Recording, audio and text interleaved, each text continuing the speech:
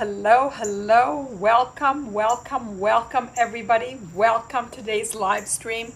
Very excited about today's topic because you guys all know me. I'm always excited about our topic. But today's topic I'm really excited about because it's not just about us, which you know, everything that I like to do in our play is focus on ourselves, but it's about ourselves relative to others. And I would say primarily others that we love, whether it's family and friends, maybe colleagues that we work with. It could also be strangers and people that we meet, but really it is about us and our relationship to the external world. And as you know, how we interact with the external world for me is an indication, a clear indication of what's within us internally. So really excited today to understand, to detangle, to calibrate, to liberate, to find freedom, whatever it might be. So I'm seeing these hearts come on. Kristen, is it Christiane? Is it Christiane with the extra A on the side? Hello, Manal, tuning in from the Netherlands. Welcome to you. Welcome. I think this is your first time. Parnaz, hi. It's nice to see you. Haven't seen you in a bit. So I didn't really ask a question in the window, but I guess I will ask right now. How do you hold others' pain? How do you hold others' stories? How do you hold others' happiness? How do you hold others? And how we hold others, ultimately, we all know that it comes down to emotion. Interacting with others, I'm going to break it down, 4 bodies, our beliefs and our identity, our thoughts and processing, our emotional feelings, and our physical interaction. But at the end of the day, most of the reason any of us open up to speaking about a topic like this is because it doesn't feel good. And even in the topics, it says holding space for others' pain. So how do we hold the space for others' pain? I would suggest that what I'd like for us to do today is to calibrate to what is the desired state. So maybe we ask that question from the get-go. How do we desire to hold other people's pain? How would we like to hold others' pain? Where are we holding others people's pain from a place of strength and empowerment? How are other people holding our pain? Because everything is a mirror. So if we want to look at how it feels to hold others, it might be easier to think about how do we want others to hold us. So how do we want to be held and how do we want to hold others in pain? What I would suggest for me is the first is sometimes I just want to be held. And what does that mean to me? And what does that mean to you? What does being held mean to me? I think it means being seen. I think it means being heard. I think it means being felt. And a lot of time, I might get from somebody, oh, I hear you, but I wasn't able to speak. I shared enough, but not enough for me to feel that I was able to speak. So what is it that we want to feel from others? And how do others want us to be felt? Another 2 awareness that I have is sometimes I want to be angry, I want to be sad, I want to feel things, and I want whoever's holding me not to take it personally, even if it is personal. I might be angry about something that they did or sad about something, but I have an emotional awareness that makes me recognize, even though the event that happened may have been due to them, that I have a self-awareness to recognize this is more about me than them. But I want them to be able to hold me and hear me and understand me without reacting to me, even though I may be reacting. So again, I'm turning the lens on me to help us all turn the lens on each other. How do we hold others' pain? For me, I want to be heard, seen, understood. And 2, I want it not to be taken personally. 3, 3, I think this is a really big one for me. And everybody join in whenever something's resonating how you're feeling. I don't want to be met with logic when I'm coming in from emotion. I'll say that again. I don't want to be met from logic when I'm feeling emotion. I recognize, I think this one's resonating, I'm seeing the hearts. I recognize logically things that I might be feeling aren't aligned with my mental mind with logic and without the meaning. But my body is reacting emotionally. Emotionally. I want to be held in the emotional body and not the mental body. The mental body. So what does that mean? That means I don't want the problem to be rationalized because the emotional reaction is not rational. It's coming from a place of experience. It's coming from a place of conditioning. It's coming from a place of previous pain, which is inspiring or amplifying the current reaction to it. So I want to be held in a place of curiosity to be able to explore, where is this coming from and why are you reacting in this way, but not in a judgmental way, but in a caring, curious, open, loving way. Sporty Jen, hi Manal. I guess holding others' pain is how you wish others to hold your own pain, so it becomes my projection onto others. Sporty Jen, exactly. In all of the work/play that we do, what I like us to come to the conclusion is however I'm feeling about others is a reflection of what I desire within myself.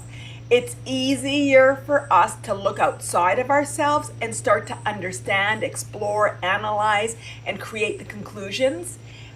The strength, the courage, the power comes when we take that lens and then we turn around internally to understand ourselves and understand our motivations. That's where the power starts to come in from. So we can do two things. It's easier for us to have a subject to say holding space for others' pain rather than say holding space for my pain, because we tend to have conditioning stories where other people are the catalyst for our pain. And these are people, these are stories, these are experiences, and it's all innocently occurring through conditioning, through vibration, through the past, through the stories that we need to break through the growth and expansion that we're here to achieve and to grow into.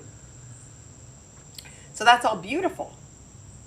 So now let's either look at others and take that as the easier cue for us to disentangle from and disinfect and explore. Or if we have the capacity, like I'm doing it today, I didn't expect that today I would be talking about, oh, this is what I want. But this is sort of where my preamble went to. It's like, okay, how do I want to be held? So does that work? Does that resonate with you, Sporty Jen? And let's all start to say, what is it that we want, or how do we want others to react to us, or how do we not to be felt? I don't think that came out in perfect English. Another thing that I realize that I desire is not to have a solution, a logical solution given to me when I'm in emotional pain. At one point, I would love the support and the love of someone to help me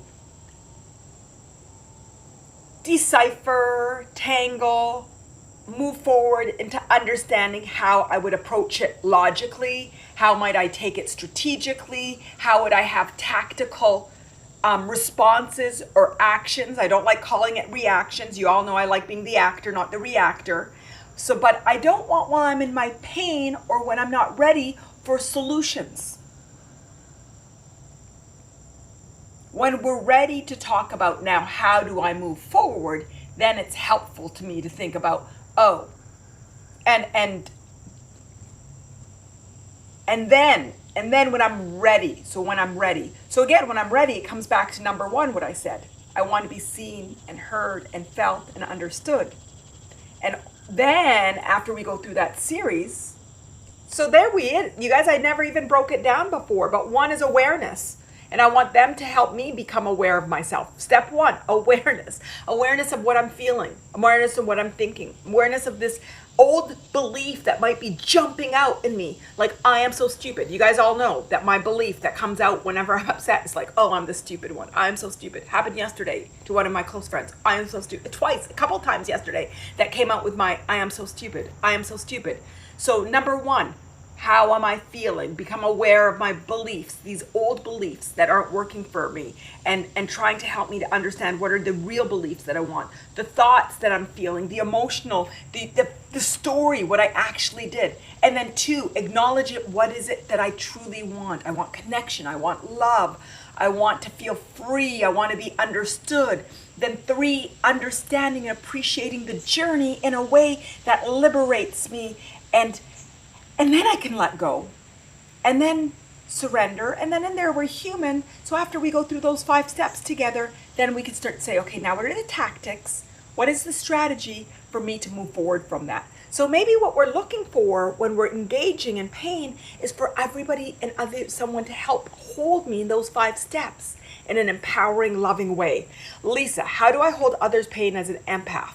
I have ended nearly all relationships with anyone who isn't positive. I can't be around people whose energy overwhelms me. Beautiful. Lisa, last inspiration we actually talked a lot about, and I knew we were going to get to this. So I sort of don't know where this preamble came from because it wasn't my planned preamble, but I really expected we were going to be talking about compassion, empathy, and sympathy. Compassion, empathy, and sympathy. And compassion, empathy, and sympathy are so similar. They're so similar, and they're amazing words. And empathy and sympathy have been put on a pedestal of being empowering, kind, and disempowering. And what I want us to do is to, like a lot of things that we do, is redefine the words that we are going to use with ourselves and for ourselves. So that was a long way to still not answer your question, but the answer is, Lisa, I think we use the word empath as a place of victim. I think when we call ourselves an empath, the way that it's been defined, and let me tell you, reading about the definition of empath was a wonderful way for me to understand myself. So in no way am I trying to put any negativity to an empath and an empath's journey. However, a lot of the things and material I read about empath made me weak. I shifted a lot of my understanding of an empath to a place of empowerment. So first of all, Lisa, what I would want us collectively to do is to define, what do we think an empath is? And let's look at it from a place of weakness, which right now what I'm hearing you say is I've ended all relationships with anyone who isn't positive, because when they're not positive, I feel their pain and I can't take that anymore. I can't be around people whose energy overwhelm me. So as an empath, we've defined ourselves not being able to manage and to control and to handle and to be the actor of our energy. I want to shift that as an empath, that we have a special skill, a superpower of feeling. We do. As an empath, we have a superpower of feeling. However, I want us to build our muscles strong enough that feeling allows us to feel in an empowering way. To feel so we can give love, to feel so we can understand, to feel so we can grow and expand and we can help them to grow and expand, but not to feel so it exhausts and takes away from us. So Lisa and everybody, tell me if this is resonating with you.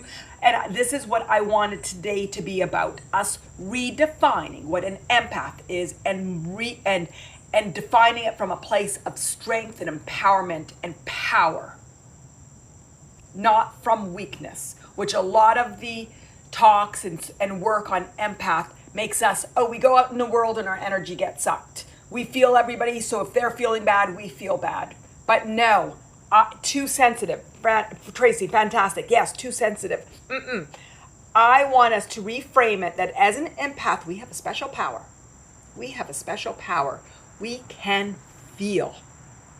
And we are aware of our power of feeling. And it is a fantastic power because I can be sitting in a virtual room like today and I can feel the energy. I can feel when it's positive. I can feel when it's receptive. I can feel when I said something and it just isn't received and I have to say, okay, how do we calibrate that so it's received? That is superpower. And I recognize when the shift in the room becomes negative, it impacts my energy. But I use it as a way to calibrate and to see how do I shift my language so I am met. So that's today's biggest excitement, is a reframing what a empath is, because I want us to all be the superheroes and use the superpowers that we are and have. And empathy is a superpower. Tell me if you like that. Tell me if that resonates and let's talk about what an empath is. Sporty Jen, I'm going to read yours. Yes, at times it's so frustrating. You want to express your emotional side and a friend starts giving you platitudes. It's like I'm being dismissed of expressing myself again, like in childhood. Yes, and also when they start to relate to it with their own stories, where again, it sometimes feels like it negates my stories. And it's like, I want to be heard. I want to be felt. I want to be seen. I want to be understood. I want to be held, swaddled, babied, recognized, and loved. And it's okay. And we're human. And this is life. And this is our journey.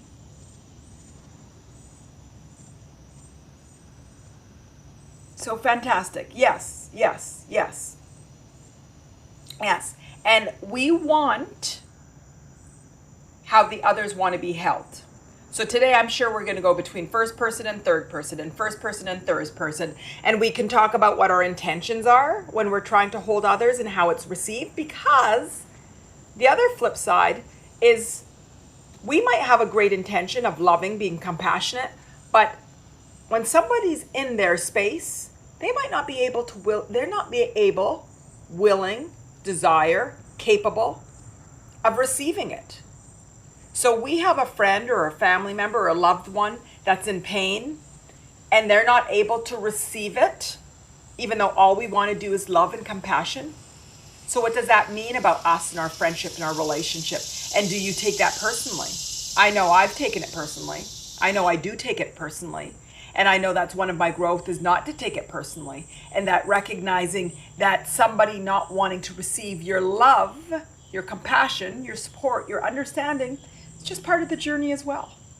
Just part of the journey. Talk to me, guys. Talk to me. Steve, to that holding question, it's nonverbal for me. It's not I or me. It's the presence of that I and the you as same. It's an instinct, not a thought. It's sort of like there is no me without a we for me. That's how I feel. Steve, I think I know what you're getting to. Tell me if you're getting to sometimes it's not. And I'm so glad that you're bringing this up, because it's something I was thinking about today while driving back home from my drop off, but I wasn't sure if it was going to come in because I didn't know if it had the context for today. When I'm saying being held, I don't mean a physical holding. I don't want to be physically hugged. And sometimes actually when I'm having this energy, I don't want to. It's the spiritual. So all of those words that I said was on the spiritual level of a recognition that we are universally the same.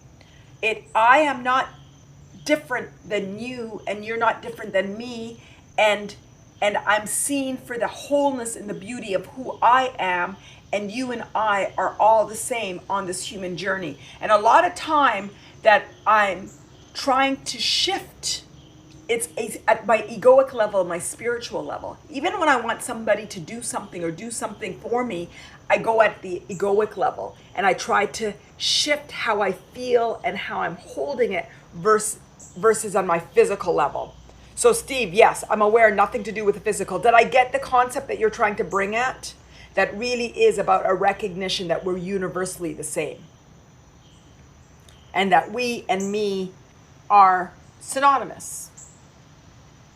And it's not a verbal, because we're empaths, we're able to feel. I want to feel that you're truly compassionate. I don't want to feel your sympathy. When we've gone through some of our stories, I know my kids, especially my son, when he was young, too young, like 5th grade, he said, I don't want people to feel sorry for me.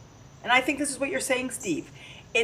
And whether or not you're physically telling people, I feel sorry for you, we can feel the energy that we are holding for each other.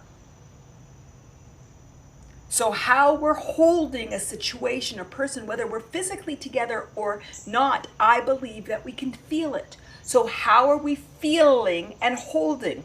Are we holding the person that's in pain or ourselves in a place of judgment, in a place of anger, a place of sadness? And it's that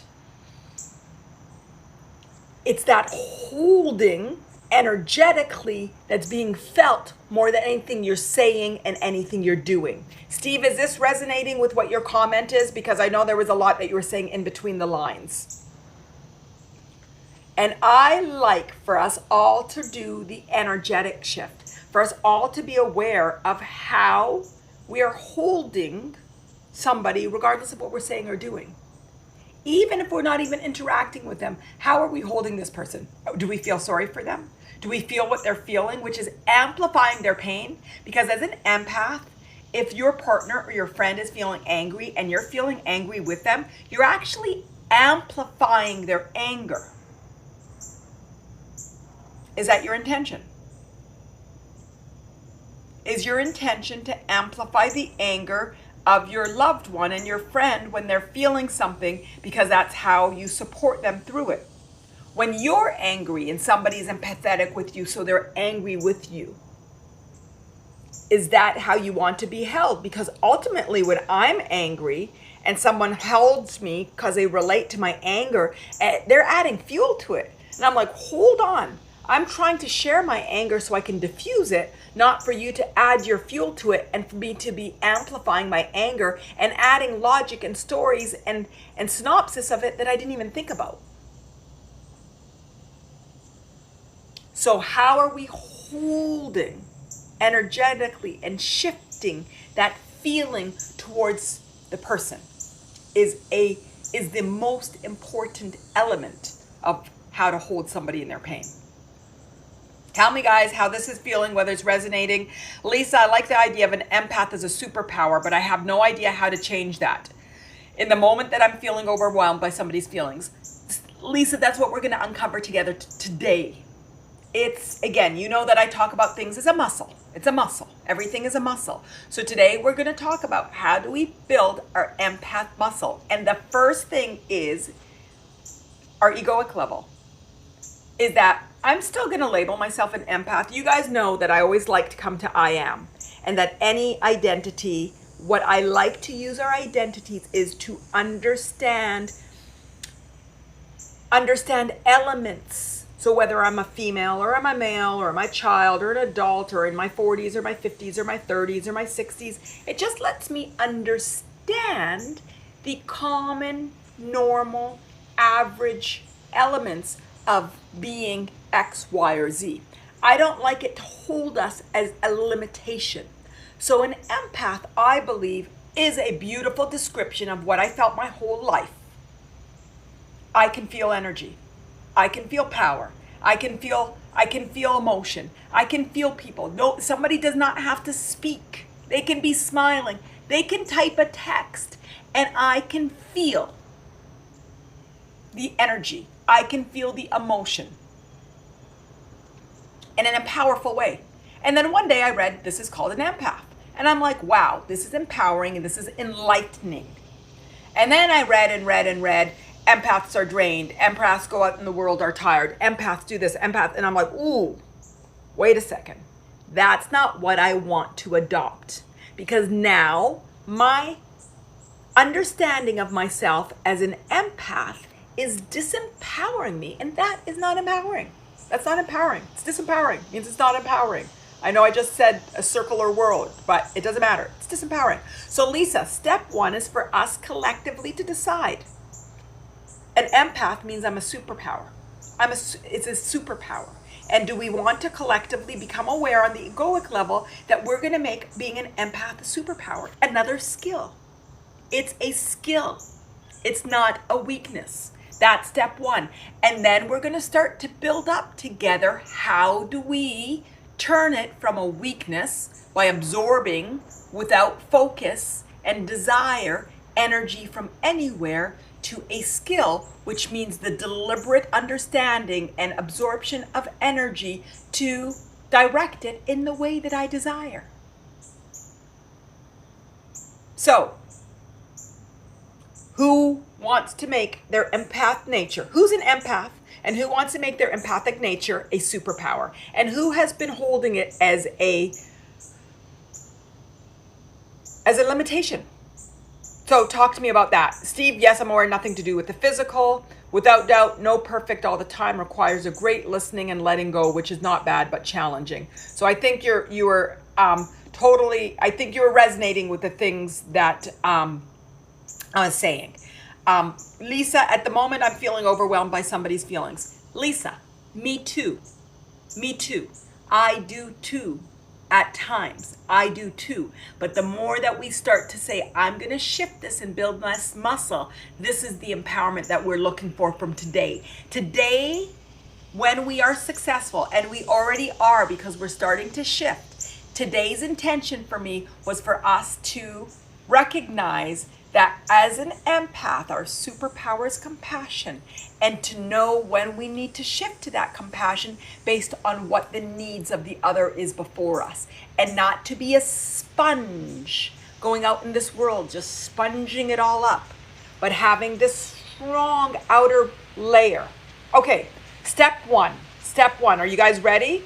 For that, being an empath has made me weak, I think. And this is not the first inspiration that we've been talking about. Empath, being an empath, being empathetic, absorbing other people's energy. This isn't the first. And this is the first that it's coming out from the very beginning, because that's what today's subject is. But in every inspiration, most of them, some point, somebody has snuck in, but I'm an empath and I feel the energy. And we've talked about around it relative to the subject we're talking about. Today, boom, we are going to go, I hope that wasn't too loud because of my speaker. We are going to go straight to the root of being an empath and recalibrating it, recalibrating. So step one,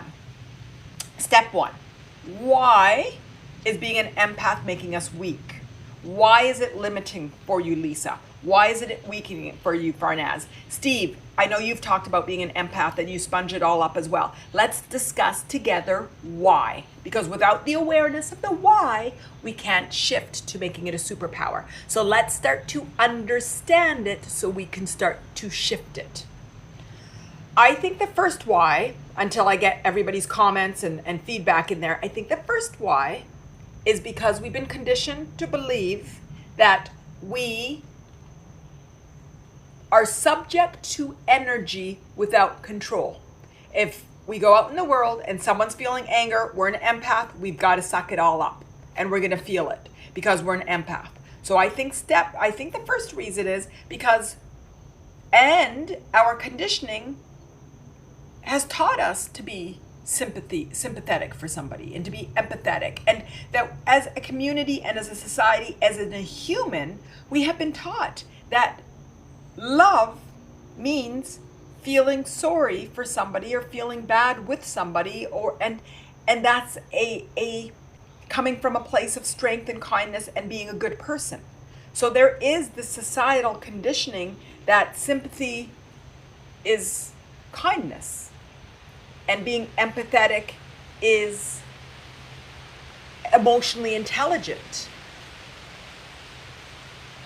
And so today, what we want to do is just redefine and recalibrate or retune or attune some of these definitions to put us into a place of strength and empowerment. Lisa, I had to absorb my stepmother's energy to keep myself safe. Beautiful. Coping mechanism. Abused children often grow up as empaths. Beautiful, beautiful. Absolutely. Conditioning that I'm speaking to. This is beautiful, Lisa. And this is what I want. The way that we recreate it is by understanding the conditioning that created it. And then we can say, I'm no longer this little step girl that has to take somebody's energy so I don't get hurt. This is the way we're going to heal it. Beautiful, beautiful. And now, Lisa, if you want to go further, if you're ready and you want to right now, how did it make you feel? So when she started becoming angry, what did you have to do? You were so emotionally aware and intelligent as a little child, as a little girl, recognizing, oh, I've got to take this in. I can't shield it. I can't refract it. I can't send it back. I have to absorb this so I can stay safe and keep my others around me safe. How did it make you feel? How did it make you feel? Let's get to the power and the bottom of this. Really powerful, Lisa. Really, really, absolutely powerful. And an empath, Angela. As an empath, I have to watch my boundaries. I'd like you to expand on that, Angela. As an empath, I have to watch my boundaries. Expand on that. Expand. You have to watch your boundaries, that somebody doesn't come into your boundaries. So you have to sort of make sure that you put a wall up from people, because if you take in too much, it affects you, or how you engage with others. So how people are engaging with you to protect you, you're creating a fortress. So you're creating a fortress not to take on their energy. Fantastic. Now, what if I tell you all, so a lot of it, we're talking about taking on other people's energy. What if I can tell you, we can go on around in the world not taking on other people's energy if we're aware that we can?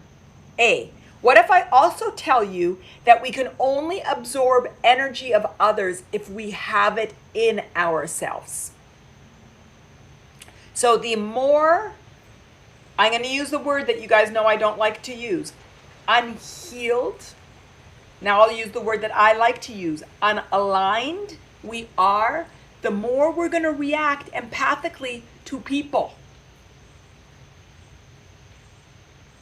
The more we're going to react empathically. We need to do our work and clean up our emotional body, so when somebody is really angry, it doesn't waken up that Lisa, I'm going to use you as an example, that fear as a little girl of your stepmother's anger. Today, when we clean this up, when somebody's angry, I'm going to read Lisa's comment. Lisa, she was always angry. I had to be super sensitive. I was always walking on eggshells and feeling unsafe. And as I got older, I took on rage from feeling so trapped. Beautiful, beautiful. And right now, when someone shows your anger, what do? Is it the super sensitivity or the rage? It could be either, because we end up interpreting the conditioning from one of two angles. Either, again, the passive way or the reactive way. And both is fine, but what we want to get to is calibration, to alignment, to truth, to evenness, to understanding this conditioning was here to teach you how to get aligned with your inner power. Because ultimately, at the end of the day, what we do is need to get back into alignment with our truth, with our inner power, and external power, whatever your external power is. Sporty Jen, beautiful. Same for me, but with my dad. This is really going to be interesting what we end up finding out, you guys, about this empath and where we get this from. This is so interesting. Farnaz, I'm calm, but if I see someone trying to be a bully, I could quickly lose my temper. Wonderful. Where did that come from? Where did that come from? So now what we're recognizing is that we have learned, one, to absorb energy, to absorb other people's energy, because we were conditioned to learn that, because as babies, as children, as young ones, we were fully dependent.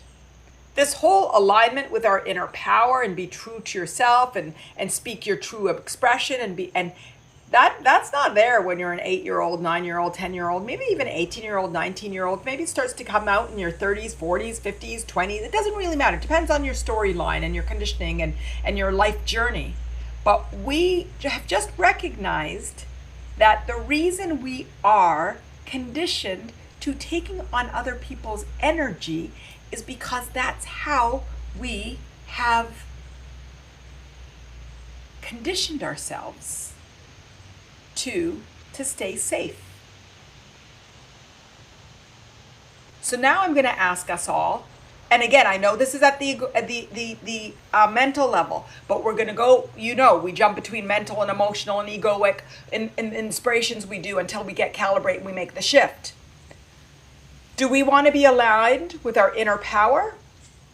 Or do we want to be at the mercy of others as our adult age, at the age that we are now?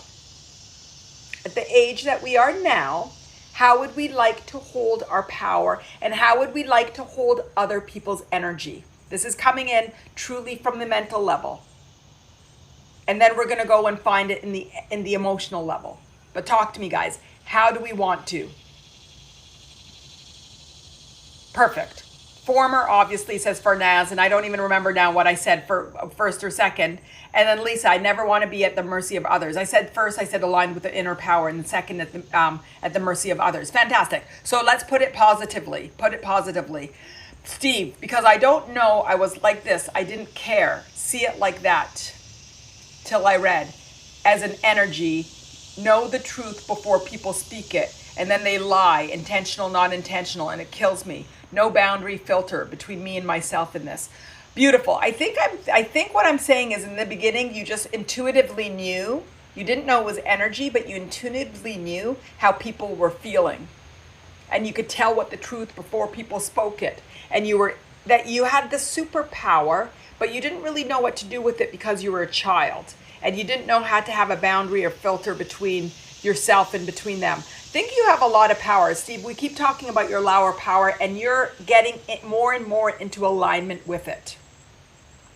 So let's create today's intentions. We have a full intention to be aligned with our inner power and our inner knowing. Yes or no? Yes or no?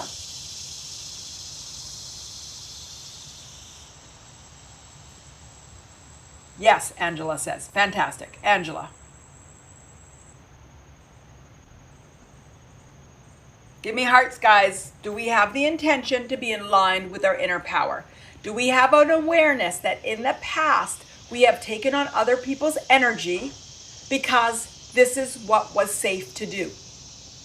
We were not old enough, aware enough, understood enough to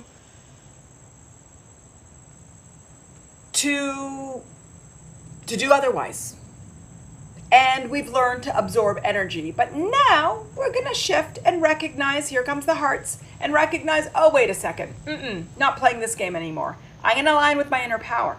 I'm going to align with myself. And I'm going to start to take accountability for the energy that I am feeling and for that I am giving off.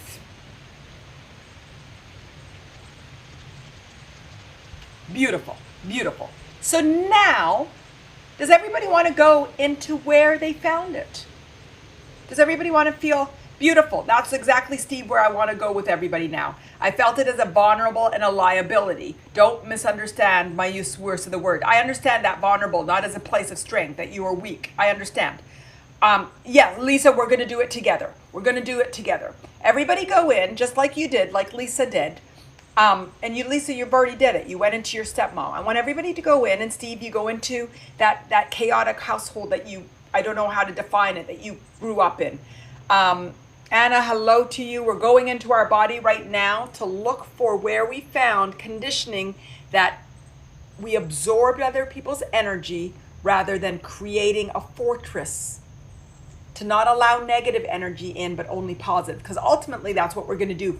We're going to create this field around us that allows positive energy in, love energy in, and any negative energy, anything negative, is going to come off, boom, reflect, and neutralize. Okay, and that's what I do. I imagine around me this force field, this bubble, part of my protection that allows positive energy in, Love in, love in, love in, love in, positivity in, joy in. But anything negative will bounce off and go back out and neutralize. And I imagine that every day. Do I always do it every day? No, but it sounds better when I say I imagine every day.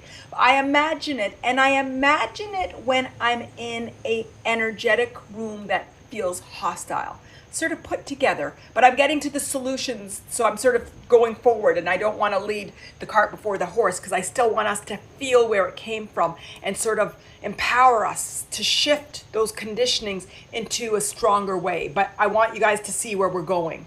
We're going to a place to hold and protect our power. And that's through our recognition that we absorbed. I used to say that I'm letting the energy go through me. Nah, it's gonna go around us.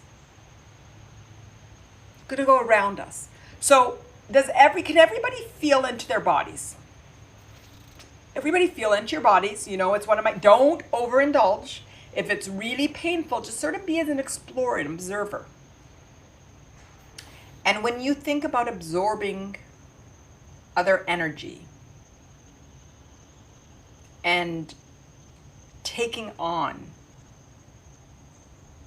what's the youngest age that you get to, and who is it that comes to your mind? Could be when you were in the womb. Could be when you were a baby, toddler. Could be a parent, could be a sibling. Recognize as you sort of go through it that we don't want to judge anybody, that everybody's conditioned, and this is just the architecture. I like calling it these days the architecture, the human design. It's the human design. We're fully dependent. And then now we're fully aligning with now I don't even want to say independence, with our power, our inner power and external power. So let's just jump to say, who is it? What's the earliest?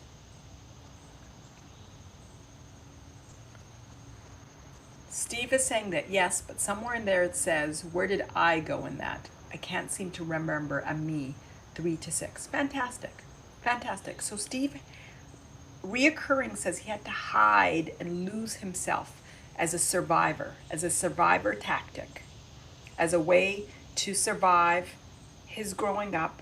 Steve lost himself and did not want to be seen. And so that goes with your thesis, Steve. So look at that at 3 to 6, that it was so overwhelming. So everybody look in your timeline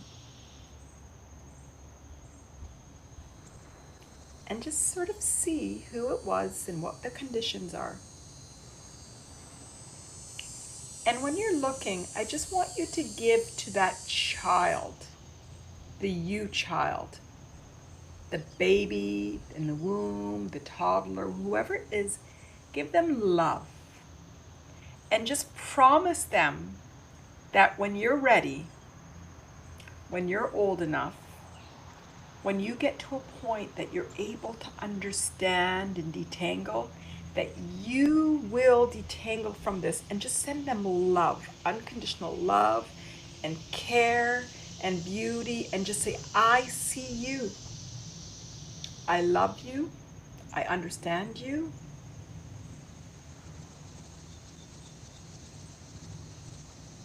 I care for you.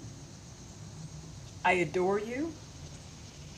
And just tell that baby and Sporty Jen, with my twin brother as infants, I want to protect him. Talk to him too, Sporty Jen. Talk to you and talk to Robbie. And just say, everything is going to be amazing. And although this moment feels really painful, this is going to be such a growing moment. And this moment is going to help define you as an adult, and to understand life and human journey and humanity and relationships in such a powerful way. Such a powerful way. So just give love, protection. Imagine this beautiful bubble. If you want to start doing that right now around that little baby, and just let love in, and just and just create an intention for anything negative to just bounce off that baby, and just again say, you will grow, and you have my unconditional love. You will always have my unconditional love. And if you want to go through your timeline and see if there's any other moments in your life that was defining for you to take on energy, to absorb others, to protect yourself through taking on negative energy rather than being aligned with your truth. That you had to protect yourself, you had to save yourself. Sort of go through your timeline and just do the same thing. Just love on that baby. Give that baby, that child, that whatever stage you're in, that love that you are looking for from external to you.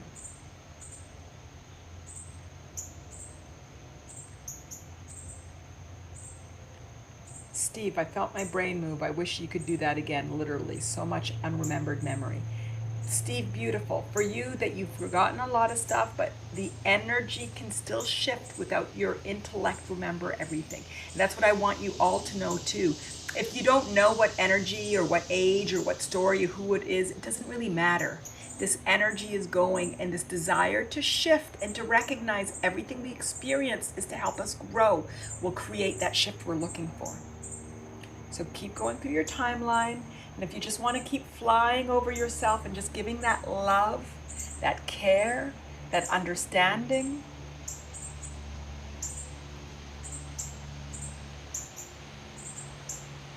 seeing, feeling, loving, validation that this is meant to be, that this is just for growth and expansion, that you will write this all when you're ready, when you're ready, when you're ready. So keep sending that love and energy till you come to today.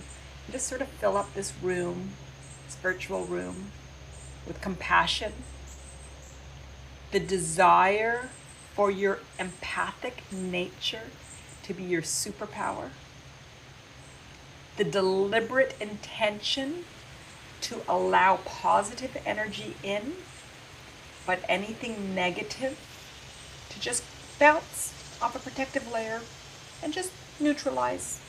If appropriate, it can bounce off and give love. Sometimes it's not appropriate to give love to anger. So if it's not appropriate, it will just neutralize. If it's appropriate, it will give love back, high vibration back. And then just come back into the room. Everybody tell me how you're feeling. See if there was a shift. Lisa, tell me if you're ready. You said, how are we going to do this? Steve, the loving is tough, sort of no book for that. Like, what are the words? There are no words, Steve. You always know there's no words. It's just feeling, it's emotion, it's vibration. And the loving is tough because you didn't get unconditional love. And many of us got distorted love. And unconditional love, I feel, is one of the things you guys all know. It's worthiness, it's freedom, it's unconditional love we're all looking for. So all of us got love, but distorted. And I know, Steve, you got very little love. You grew up in a place that was very toxic and unsafe. So that feeling of love, we're going to build it up in a muscle until you recognize what love is, and then just start to let it in different ways. So it's beautiful. And there is no book for love. You can't ever describe what love is. But we can all feel the shift in this room. We all can feel the energy. We're all empaths. We all know when things feel good and when things feel bad. So if we want to call love feeling good, we can call love feeling good. And that's why I like to say love, happiness, joy, peace. I don't like I say freedom, doom. I say worthiness, doom. I don't say just love, because love is so distorted and some people don't even know what love is, and sometimes people think love is dirty. So I say love, happiness, joy, peace, all as synonyms, but it's feeling good, feeling good. Seeds, I have all these beautiful emojis. Sporty Jen, I feel calmer and safer. Fantastic. Seeds, unconstitutional, I don't know what that word is, quite rare. So I think I don't know what you're saying. Should I know that word? Unconditional. fantastic. I felt Stephen there for a second. I'm like, oh no, I was exposed to a word I don't know. Unconditional is when we die. Unconditional is God's love. Unconditional is universal love. It's nature's love. It's the purity of what we're looking for and what we're trying to achieve in life. And it's beautiful. And what we're going to do is continue to calibrate to this unconditionality, this unconditionality. So, okay, so now where are we? Let's go back. I want to keep coming back to where we are. It's all about being an empath today. So are we ready to shift? Is there any emotion? So we can only shift to make an empath being a superpower when we shifted it emotionally. That mini meditation was an intention for us to start to shift it and for us to see where we started to calibrate or condition ourselves to absorbing energy as a way to stay safe. And then we realized, oh, no.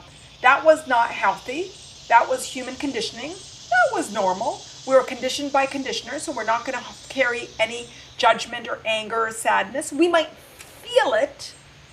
I'm not saying that we're not going to feel it, but we're going to be aware on this level that it's all part of the conditioning and we're going to find love towards it. But if the anger or sadness comes up, that's okay. We just have to treat it, shift it, move it, love it. So, are we ready to shift into our empathic nature being our superpower? By definition, love is unconditional. Seeds, by definition, love is meant to be unconditional. But in the human conditioning, I don't think it's conditional. It's not by definition love. Seeds totally agree with you. It's a chicken and egg. Love is to be unconditional. Love is unconditional. Love is unconditional. Love is. And we shouldn't even have to say unconditional love, but love is distorted in this human conditioning journey. And so I like to say unconditional love, recognizing that it's what is it called when you put two words together? Should come to me. Redundant. That's the word I'm looking for. Unconditional love is absolutely redundant, just like Seed saying. It's redundant. However, in our conditioned world, love has been conditioned to be unconditional. To be conditional. So I like to say unconditional love, and I would love for us to find a world that we don't need to say unconditional love, that we know it's love. That we know it's love. Even Steve is saying, I'm not sure I know how it feels. And I don't want to say, no, Steve, you do, because you felt it. But no, we don't, because it's distorted. It's like sometimes this thing that we don't know what we're pulling at. Even unconditional love, like a mother's love, is conditioned. Exactly. On hormones, Fernaz says. We're human. We're human. God's love is unconditional. So have you felt, and that's why I like to go to the egoic level, okay? Egoic level. This is where we connect with bigger, God, universe, inner power, higher power, outer, whatever you want to call it. Anything, whatever you want to call it. I don't care what we want to call it. And energy, love, this is unconditional at this level. And that's why in a lot of the inspirations that we do, we calibrate back to what is that feel on this level. On the nature level, on universe level. But on the physical human level, okay, guys, got it. Spiritual love, egoic love, love on this level, love on the egoic level, on the spiritual level, on the soul level is unconditional. It's love. On the physical human level, so on the body level, it's conditioned. And what we want to do is calibrate to that. Was that good? Do you guys like that? And so this is where the truth lies. And then we need to realign these to be in alignment with that unconditional love. So on this level, unconditional love is redundant. On this level, the physical level, it's where we've conditioned it, and we're looking to uncondition it back to this level. I think that's pretty deep, right?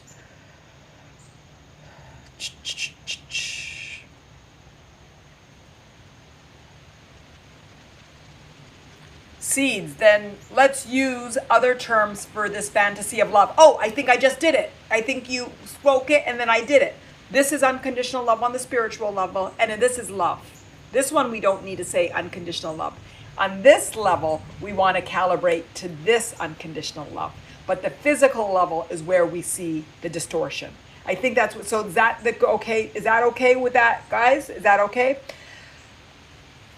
Steve, yes, that's all right. Thank you for making me that feel all right. Fantastic. Okay, a suggested practice. Go an hour, a few hours a day without using the term love. Seeds, we could start to use other language, not use love if there's a distortion in it, but it's one of the most beautiful words. And I believe that we are universally the vibration of love. So what I would prefer is to show the world what unconditional love is. Again, as our empath superhero, how do we define that physical love is spiritual love? And it's by doing our work. It's by looking at our past, finding the pain, recognizing that it's actually a liberation, and finding love and compassion for the whole human journey. So today we're talking about how to hold others and others' pain. And we're actually gone through a mini meditation to hold ourselves when we were at a point of pain. And to recognize we absorbed other people's energy when we were at a point of pain. And that the true way that we wanted to be held is with love, which is what we did during the meditation. So how do we hold other people's pain? Right now, we suck it all in. We take it all in. We judge ourselves. We try to give solutions. We try to find how to improve it and fix it. How do we want to hold and be held? Compassion, love, care, understanding, unconditional. Yeah? How are you guys feeling? How does that feel? Seeds, term is too big, distorted, and fantasy. Seeds, if it's easier for you to start to use words like happy, joy, peace, go for it. Go for the word. You have two options. One, use a word that does not give you any resistance. This word doesn't give me resistance, so I'm going to use this word instead of love. So that's a choice. So Steve, who says, oh, I don't know, feel love. Do you guys like the word feel good? Then use that. That's one choice. The other choice is to use the word that gives you resistance, and every time it gives you resistance, look at the resistance it's giving you as a place and opportunity to grow. So right now, if you're saying that the term is too big, distorted, and a fantasy, fantastic. Look into that energy. It sounds like mistrust. It sounds like, tell me, what is in those words? What is in this word? And what is the term that you're using? Was it love that's too big, distorted, or a fantasy? Talk to me and tell me how that feels and tell me where that came from. So we have two options. Anytime something is giving us resistance, we have two options. One, not avoiding it, but using another word that's a synonym that doesn't give you resistance. Then you have a resistance-free trail. So we have 3 roads, 4 roads, 5 roads, 1 road, 2 roads. One has mud and there's a lot of puddles and a lot of guck, and one's clear and free. The gucky one might be the use of the word love, because we've learned it was distorted and it was withdrawn from us and it was taken us and it was angry. And then we have another one that's about feeling good, being happy, being in alignment, being true to ourselves. And this one's clear. So you have a choice. Say, oh, I'm just going to revert to this one. Boom. And just take this one. The other choice, but I don't always like this, because when this is gucky, we might be in the best opportunity to clean this up. If it's too big for us to clean up in the moment, go on this road. And there might be other bumps and stuff that you're cleaning up on this road. And maybe along your way in your meditation, you clean up this road. But if you're purposefully wanting to say, oh, love triggers me, that word calibrates me, whatever we want to call. Love, when I feel that love, I feel a pang of fear. I feel a pang of distortion. I feel a pang of this. Just look into it. Where did that come from? How did that come from? So right now, when I say love, how many of you feel good and how many of you don't feel good? question. It's a question.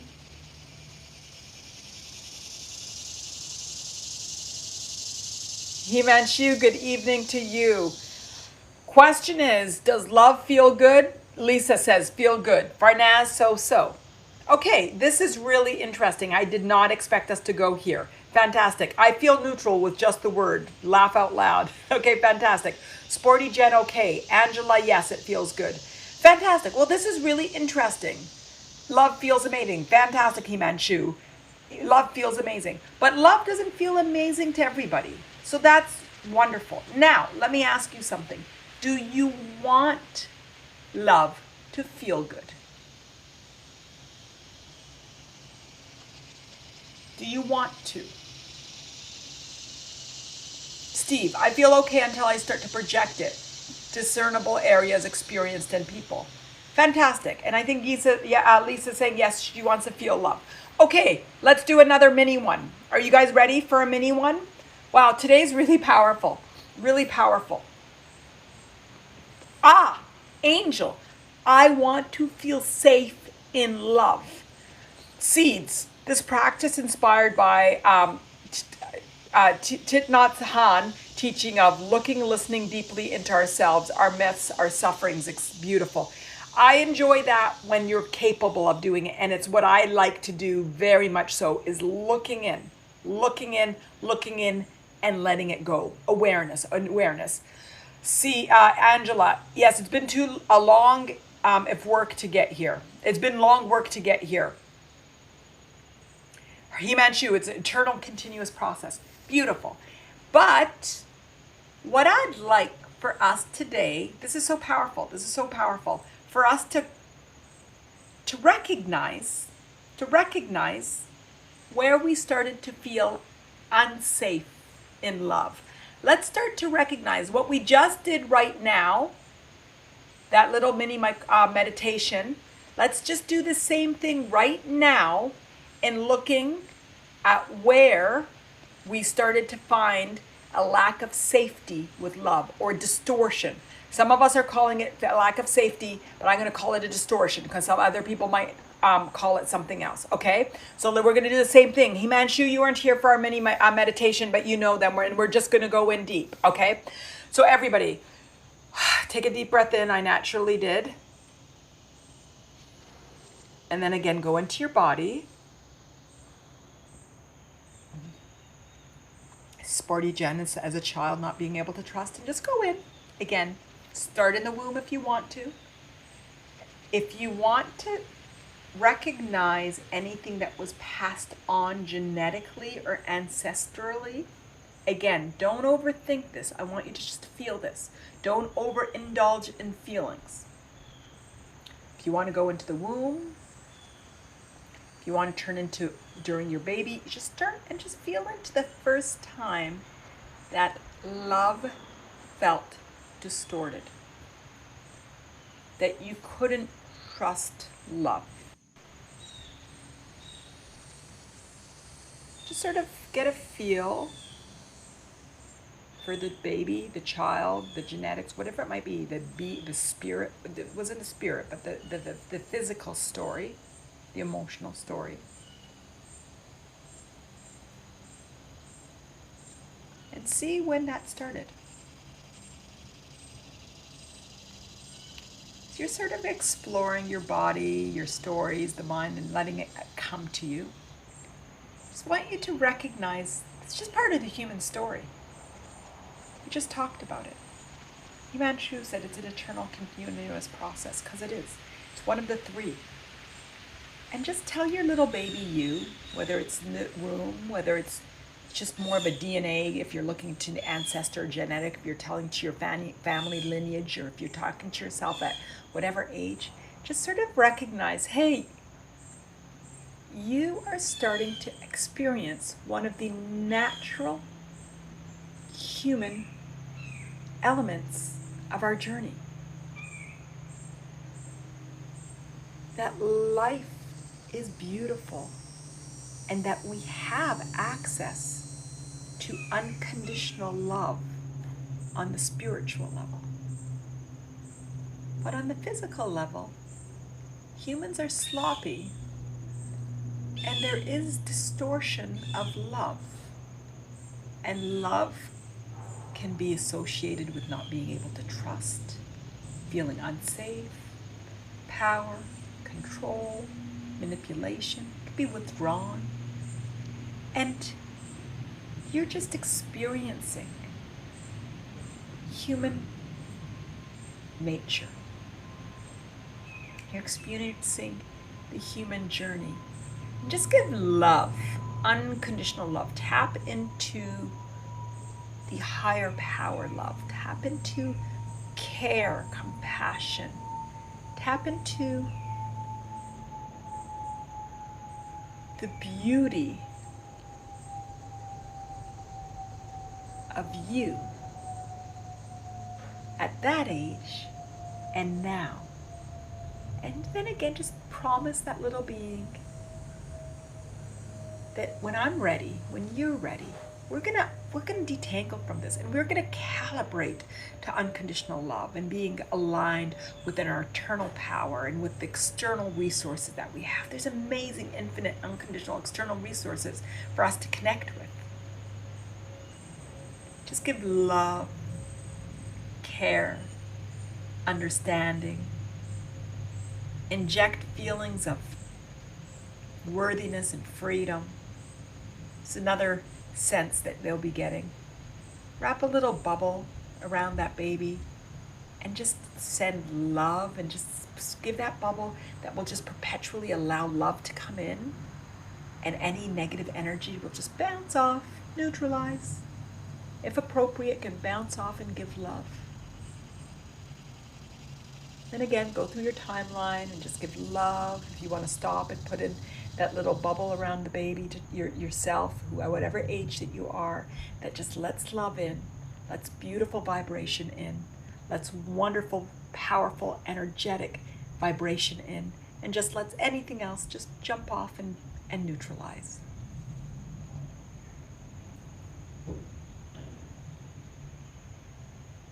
This is the beautiful human journey. We're calibrating to unconditional love.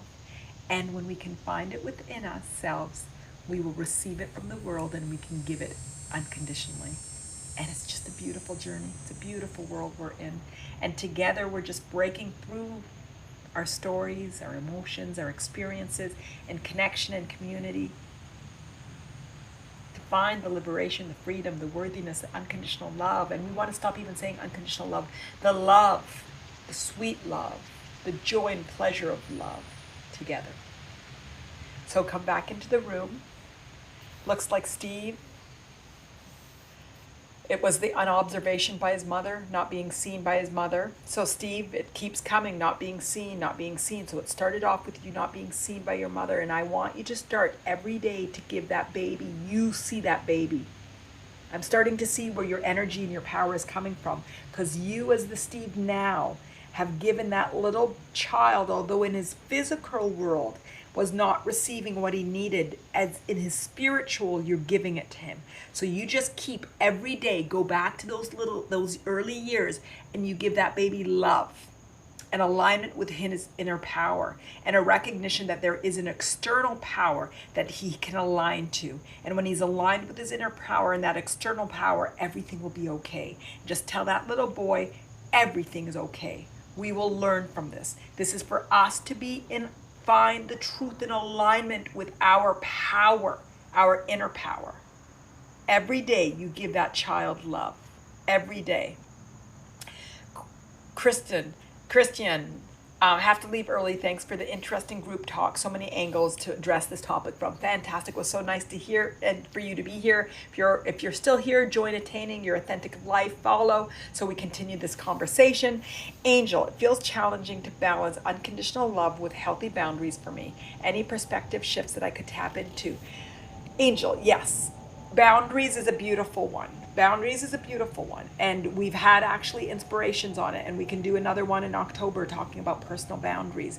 And boundaries is all about alignment with your inner power. So everything that we do, it comes back to being aligned with your inner power, being aligned with your truth. And when you're aligned with your truth, you can easily express your truths. But we've been conditioned, as we've learned today, not to speak our truth because we couldn't. We were in unhealthy relationships from natural conditioning, no judgment. And so we've learned to not speak, not be seen, not to do. And so as we continue to build our muscles, getting alignment with our inner power, those healthy boundaries become natural. It becomes natural. It's easy for you to say, oh, that doesn't feel good, because you're not going to take them personal and you're expecting them not to take you personal. That this is just truly your personal boundary. So tell me if that works, Angel, but this is the work that we're doing. Being aligned with your personal inner power. Not controlling, not being controlled. That good. The good. So this is what the work, I say the work, but it's the play. This is the play that we all do together. This is the play that we keep doing. It's the play. Just us being back into our truth, our power. And this truth and this power is we are our life's purpose. We are unconditional love. And then like Seed said, I'm just going to say we are love. We are happiness. We are joy. We are pleasure. We are peace. And we are freedom. Worthiness. Freedom, love, joy, peace, happiness. This is what we're calibrating to. We're going to come into that inner power, and then it's easy to create boundaries because your strength of the knowing of who you are radiates much stronger than any other energy. That's where we're coming to. Angela, mine began with my mother telling me that I ruined her life by being born. Beautiful. Fantastic, Angela, that you were able to feel into that. And did you give that baby love and tell her that she's the best thing ever and that she is going to look at you? Your profile pic is a heart, that she is all love and beauty, and that there is beauty within this human journey, and your life journey is for you to learn from day one that love is within. There's love within. It's not a coincidence that your profile pic is a heart, because I think your journey, if your mother is telling you from day one that you ruined her life by being burned, your journey is so clear to me. Your journey is to recognize and to be a model for everybody that love is from within. And that the human journey can have ugly stories, but it's all conditioning. And that ugly is even a judgment. It's not ugly stories, it's beautiful because it's aligning us to truth. It's truth. That you can resonate the truth of the beauty of who you are, and the truth in your life, and the truth in the celebration of the love. And the love and the beauty of who you are. Beautiful. Angela, how are you feeling? How did you feel? Is there energy that you want to still shift, or were you able to shift it when you went into your body?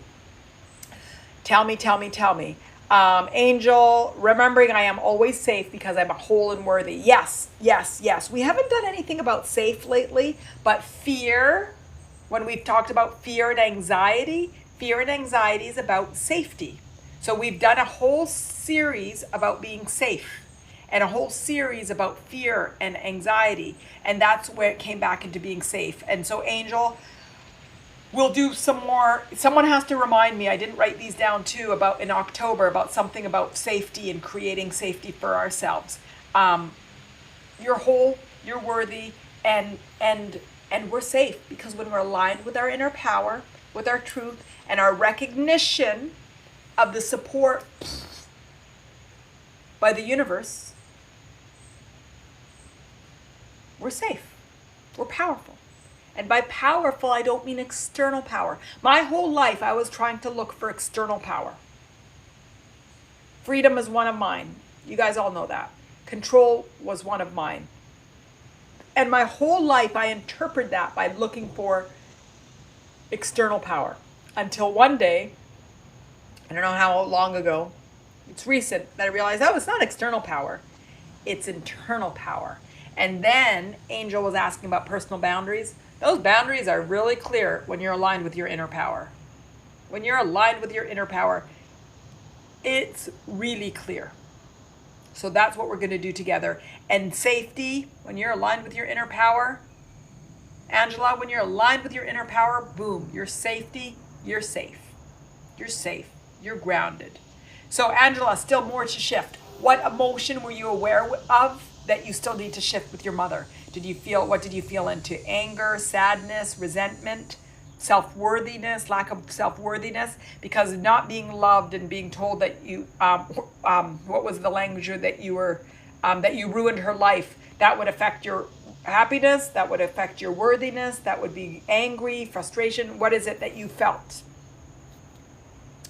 What is it that you felt? So how is everybody feeling? We're at 1 hour and 15 minutes. Not believing. So tell me more about that not believing. Not believing her, that you ruined her life? Not believing in yourself? Not believing in what? See, I love that not believing, because I ultimately know at the end of the day, particularly babies, we know truth. We know truth. We know truth. That I am lovable. This reaffirms to me the power of the human spirit. This reaffirms me to the truth of us always knowing the truth. Even Steve, when he tells his stories, he's radiating the truth of knowing his power. Although there were circumstances where his power was given up. Sporty Jen highlighting her desire for happiness, although there's a lot of things that happened that kept from happiness, that actually led to sadness. This shows the truth, that we know the truth. So what is the negative energy that you need to shift? That the disbelief, there was a disbelief, your uncertainty. So you didn't believe her, but you weren't certain of your lovability? Talk to me, Angela, and let's find and get straight to it. Is it the certainty, the clarity of your lovability? So it's disbelief. So doubt, self-doubt, disbelief in yourself. So you weren't sure whether you can believe in yourself, or if you were lovable or not lovable. So you didn't become unworthy. You were uncertainty and you couldn't believe in it. So that to me sounds like lack of clarity, because we're all looking for clarity. Tell me if this resonates, because I want to find what's resonating. The disbelief is lack of clarity, lack of belief. And ultimately we all want to believe. And so last inspiration on Tuesday, we talked a lot about beliefs and thoughts. And a lot of time we called our thoughts beliefs. And it was really our beliefs. So on the egoic level, this is beliefs. This is where I believe I'm a human. Beautiful, needing validation, fantastic. So our beliefs, okay guys, this is our belief level, our egoic level. And this egoic level is where I say, I am purpose, I am worthy, I am love, I am free. Okay, does everybody want to accept these as our beliefs?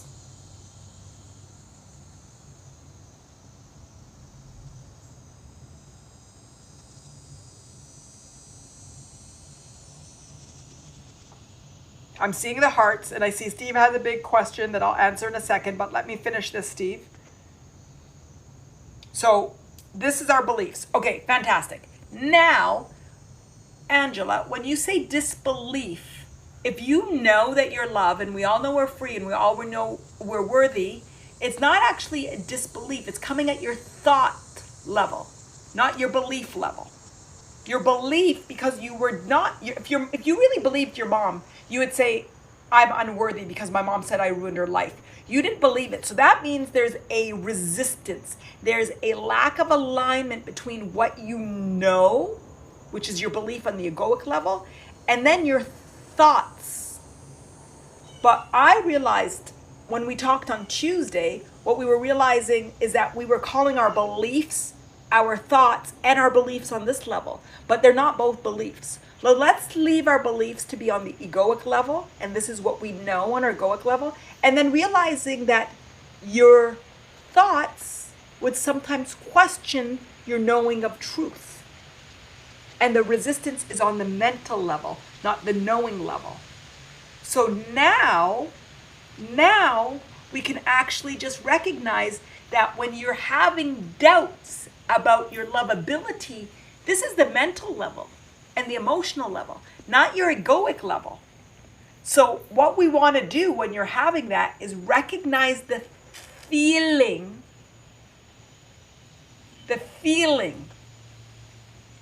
of the thought, am I lovable? I'm not sure I believe I'm lovable. No. I believe I'm lovable. I know that I'm purpose. I know I'm free. I know I'm worthy. I know I'm lovable. And I know I've got the stories about my mom telling me that I ruined her life, but I see my thoughts and my feelings aren't aligned with truth. But I'm going to come back to truth, and I'm going to see you thoughts and feelings for what you are, thoughts and feelings. And I'm going to honor you, and I'm going to feel you, and I'm going to recognize where they came from, and I'm going to go back to me as a baby and love on me and say, hey, I love you. And we are pure love, and we are the vibration of love. So that's the muscle, Angela. That's the muscle. And all of us, this is the muscle that we're all going to do with all of the things that we need to calibrate to. So what I want us to do is really be observant about the word belief and not believing, and recognizing that it's thoughts, not beliefs. Unless we want to come up with another word here that's not beliefs, but I don't know what word we'd use, but this is where we're calling it beliefs, but our beliefs are actually these empowering, unconditional, amazing beliefs. How does that feel, Angela and everybody? Manal, in all respect, what do you call yourself? A teacher, counselor, coach, therapist? I don't care about the word, but how does somebody so normal come to do all this hope, truth stuff that nobody talks about? Am I the one that's so normal? Steve, honestly, I don't know what I call myself. Yes, I call in InsightTimer talk, I'm a teacher, and I am an InsightTimer teacher. Coach, I call myself a coach. Therapist, no, and counselor, no. I think those have certain degrees of certification that I don't have. But truly, what I call myself, Mattain, Manal, you guys see my name, Manal, Mattain. I call myself the desire for us to attain our truth. I desire us to have a recognition that the truth is that we are amazing, the human journey is beautiful, and there's a choice that we made to be here, and that we will find a way to calibrate to all of our collective truths. I believe that we're all unconditionally beautiful, and that we're all built in shame and guilt and sadness and anger and all of this negative resistance, and I think it's normal. And if we can find a way to talk about it and to harmonize and to recognize the truth and the beauty of who we are in a way that comes from a place of heart and authenticity and beauty, that's what I am. So truly, I'm just a person who loves and I'm human, and I hurt and I want to be perfect because I've been conditioned to it, and I hold it in my jaw, and then I recognize that I don't need to be perfect, that I just need to be human, and I just have to do my best, and then sometimes my best feels not good enough, and now I'm going to cry, and then I just say, well, no, I'm a human, and there's been conditioning, and this is just life. So how could I beat myself up for something that I didn't even do intentionally? So now, Steve always brings me to tears. So that's what I am. I'm just a human, and I see the beauty in all of humanity, and I want us to bring it out together. That's what it is. Okay. And I cry because I see so much pain, and it doesn't need to be. If we could all just find acceptance for ourselves, we could accept other people. I don't know why this has really touched me, because we're meant to be happy. We're meant to be happy. Okay, and now I got Brooke crying, and Steve doesn't like when I cry, so Brooke, it's beautiful, and we have an amazing life, and InsightTimer is amazing, and I just really love that life right now has welcomed us to be true and to explore spirituality in a way that's detached from religion. And you all know that I love God and I love religion. I love religion. I love all religions. Now Paris is crying too. Everybody's crying. We're beautiful. We are beautiful. We are all beautiful, and we hold ourselves in such contempt and pain, and that's not what it's for. This is not what life is for. So, Steve, call me whatever you want to call me, but don't ask me the question again. Tears are liquid medicine. Yes, they are liquid medicine. They are liquid medicine. Oh my goodness. Okay, guys, so call me whatever you want to call me. Call me Manal. Call me Manal. Call me Manal. Okay, beautiful. Now, I think I missed some things up there. Oh, Brooke said true Dharma talk. Beautiful, beautiful. Angela, I'm learning from my children because I worked. Okay, hold on. I'm learning from my children because I worked hard to break the cycle. Fantastic. And that's what the beauty is, Angela. You work to break the cycle and to give your children unconditional love and to recognize that they are wanted and they are beautiful. And that's absolutely beautiful. And this is what the human journey is all about. This is what the human journey is about. It's you are given conditioning. Your mom wasn't bad. And I've said it before, whether you believe you chose your mom or whether you believe the universe chose your mom, it's irrelevant. Your mom was your teacher for a lesson that you were meant to learn from the weest, youngest age, to turn around and to grow and expand and to teach, look how many of us you're teaching today, to teach humanity that no, love is from within. And our stories don't define us. And we can change and break the cycle. We watch so many celebrities have stories that they share later on. We think, oh wow, they're great, they're fabulous. And they share stories and they broke the cycle. You see so many stories of courage of breaking the cycle. And that's what I want us to recognize. I want us to see our cycles. Let's see our cycles. And then 2, let's find a place of freedom, worthiness, liberation, happiness, and love towards our cycles. So then they just become freedom, worthiness, and love. We shift them. We shift them. We shift them. And that's what we're here for. We're here for growth. We're here for expansion. So maybe I'm a farmer. Maybe that's what we call farmer. I'm a farmer. We're here for growth and expansion. For us to turn around and to give and to grow love and connection and beauty and holding one's pain. We hold it in love, in compassion, in care, in understanding, cultivating. Beautiful, Brooke. Cultivating. Beautiful, beautiful, beautiful.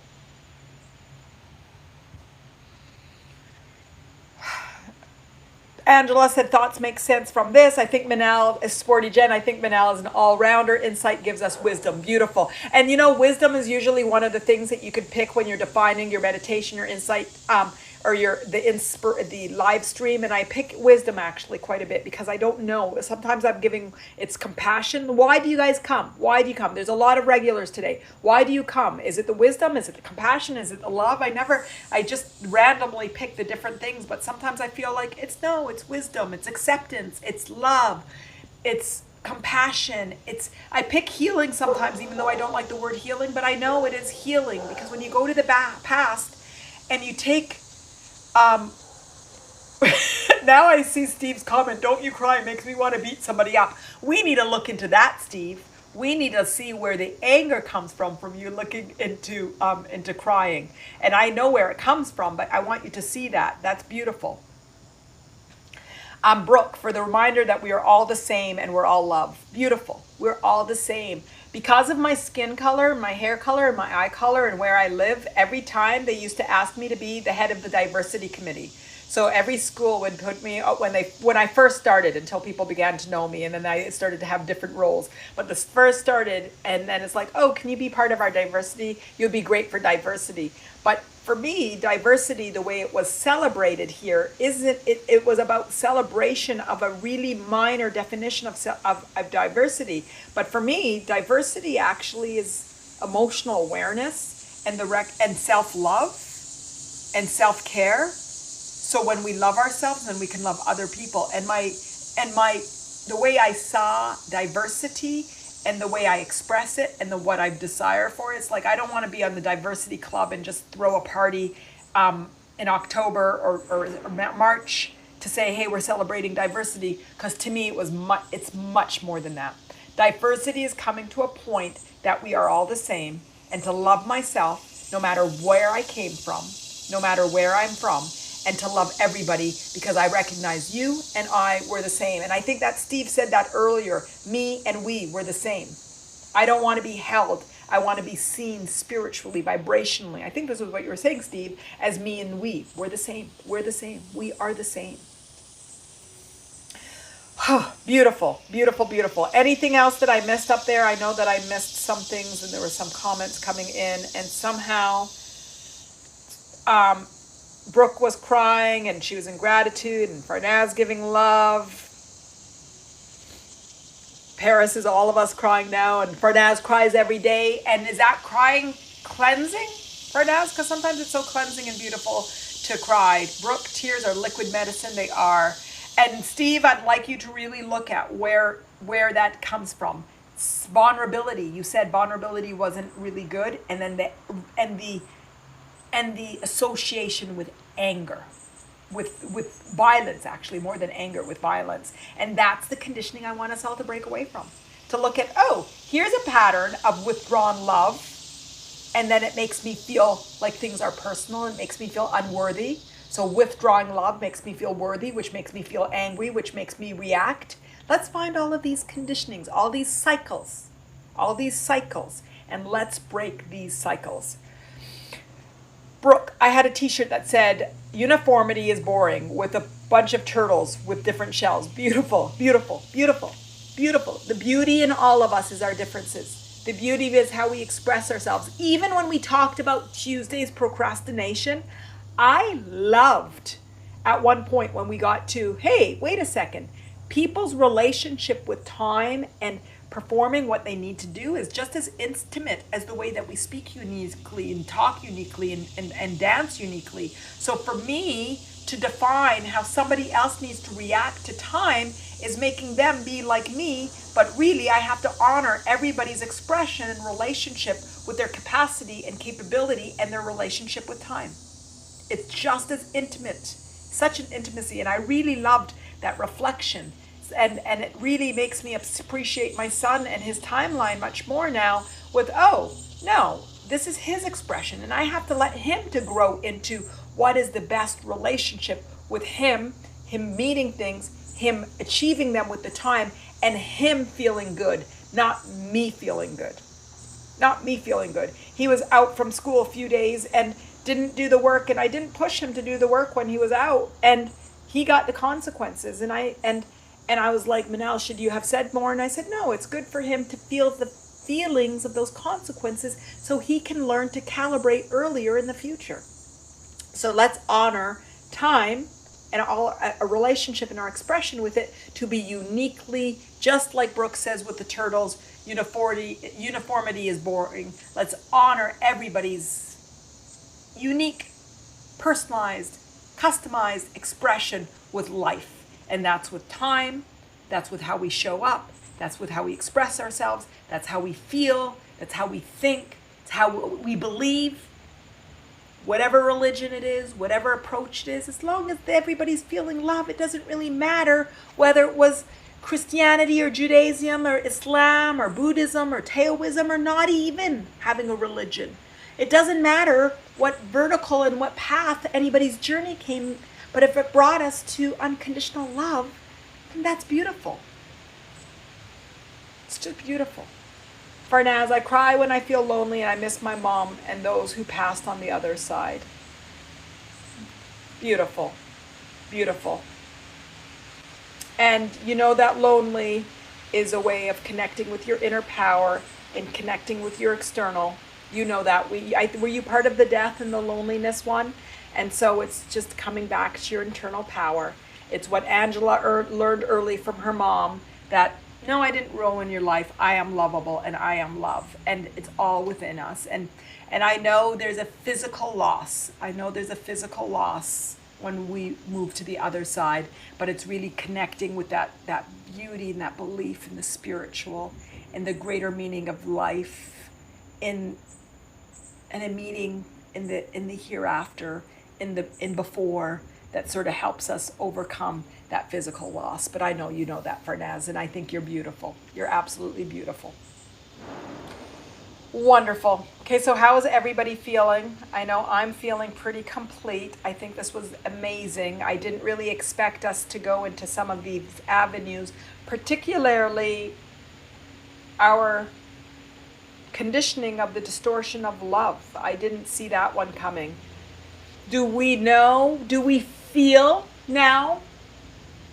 Do we feel that how we hold others' pain, the best ways through compassion, and the best ways really is by going through and understanding how we hold our own pain, and just going through and just loving ourselves and loving our history and loving our stories, and when we're able to is to love those that hurt us when we're able to. And right now, if the best we can do is anger or sadness or resentment, that's okay. So whether it's your mom or your dad or your family members or life or whatever it might be, and they caused a lot of pain in the early days, and you're not ready to love them, that's okay. But we want to move to that ultimately when you're ready for that, when we're ready for that. And that's where true liberation is when we can find unconditional love for our physical journey. So we finished saying that this is love. We're not going to say unconditional anymore when we go here. That on the physical journey, we're looking to feel unconditional love, regardless of the story and the journey and where we come from. And that's where the beauty and the amazing element of life is. Good, good, good. Okay, everybody, I feel complete. Let me know from hearts, is there anything else that everybody wants or anybody wants? This was fantastic. I feel like we really calibrated to a lot of amazing things, recognizing the distortion in how we started to become empaths and picking up negative energy, recognizing as an empath, it's our superhero, and we're going to start to create bubbles to allow energy in and visualize it every day, allow positive energy in and negative to just bounce off and neutralize. If you want to give it to love, if it's appropriate, it can be only when appropriate. And also that our love was also distorted, and it's okay. We're going to undistort it, realign it to the truth. And the truth is, it's unconditional. Life is beautiful. Life happened, but life is happening, and I get to choose what I want to calibrate, to. And I choose to calibrate to the truth of my love, my freedom, my worthiness, my beauty, my amazingness. Fantastic. So I see the hearts. Is there anything anybody wants to say or feel or do? Are we ready? I wrote down this time. We have on next Tuesday, we're talking about forgiveness. Actually interesting because I mentioned that earlier. The Friday, September 30th, talking about creating the life that you desire. So there'll be about 10 days off. So on Tuesday, it's going to be forgiveness, and then we'll be back on the September the 30th, creating the life you desire. I'm excited about that. Tuesday, October 4th, removing the fortress around your heart. That was suggested by Steve a couple of sessions ago when we talked about, somebody had talked about having a fortress around their heart, and so removing the fortress around your heart. And then October 6th, rescripting trigger events. We've been talking a lot about trigger and redefining that as another word. So rescripting trigger events, October 6th, and they're at different times. I think 10, 11, 3 o'clock. So it's all great.